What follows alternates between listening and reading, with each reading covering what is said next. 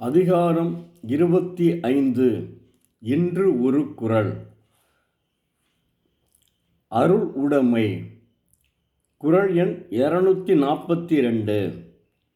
நல்லாற்றால் நாடி அருளாள்க பல்லாற்றால் தேரினும் அத்தே துணை. நல்ல வழியால் ஆராய்ந்து அருளுடையவனாக விளங்க வேண்டும்.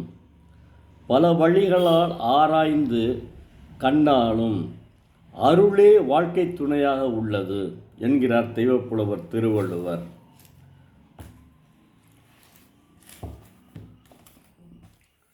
தெய்வப்புலவர் திருவள்ளுவர் நல்ல வழியில் நின்று விரும்பி அவருடைய அருளுடைய செயல்களை செய்க. ஏனென்றால் பல வழிகளில் ஆராய்ந்து பார்த்தாலும் அதுவே உயிருக்கு துணை என்கிறார். அருளுடைய செயல்களை செய்ய வேண்டும் என்பதே தெய்வப்புலவர் திருவள்ளுவரின் அறிவுரையாகும்.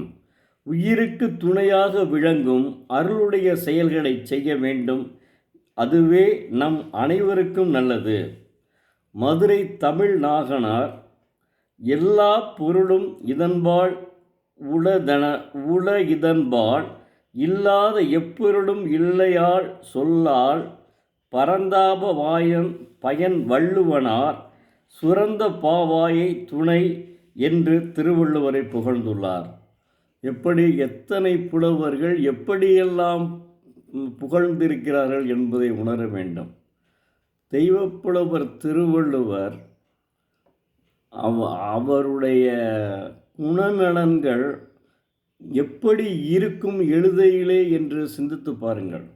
ஏனென்றால் பனையோலை, அந்த ஓலையை அது நடுத்தரமாக காய வைத்து அதிலே எழுத்தாணியை கொண்டு எழுத வேண்டும். அது மட்டுமில்ல, அதிலே அந்த இலக்கணம் பிறழாமல், தொல்காப்பியத்தில் கூறிய அந்த இலக்கணம் பிறழாமல், அசை பிறழாமல் எழுத வேண்டும். நான் உயர்நிலைப் பள்ளியிலே படிக்கும்போது கணபதி ஐயர் தேமா நேர் நேர் தேமா நிறை நேர் புளிமா நிறை நிறை வள்ளுவம் நேர் நிறை கூவிடம் நிறை நிறை வள்ளுவம். எனக்கு இப்போ மறந்து போச்சுங்க, சாரிங்க, தயவு செய்து அதை நான் சொல்ல விரும்பலை. அப்போ சொல்லி கொடுத்தாரு. சொல்லி கொடுத்து என்ன செய்வார்னா, பேர் கணபதி ஐயர், 10ஆம் வகுப்பு 11ஆம் படிக்கையில் அதை என்ன செய்வார்னா, அப்படியே அந்த ஒரு குறளை சொல்லுவார். குறளை சொல்லி நம்ம அப்படியே அசை பிரிக்கணும். பிரித்து அதை அடுத்தவர்கிட்ட கொடுக்கணும், இன்னொருத்தையும் அடுத்தவன்கிட்ட கொடுக்கணும். இப்படியுமா திருத்தி கொடுப்பாங்க. அந்த அளவுக்கு சொல்லி கொடுத்தார். அதில் மறக்க முடியாத உண்மை. அது எங்களுடைய தவறு தான் நினைக்கிறேன். அதை நன்றாக படித்திருந்தால் இதை விட நன்றாக இருந்திருக்கும். ஏன்னா அதுதான் செய்யுள் இலக்கணம். திருக்குறளை தான் எடுப்பார், வேறு எதுவும் எடுக்க மாட்டார். திருக்குறள் ஒரு குறளை சொல்லி இதை அப்படியே பிரிங்க, அசை பிரிங்க அப்படின்னு சொல்லுவார். யாப்பிலக்கணம் நன்னூல்லையும் வருது இது.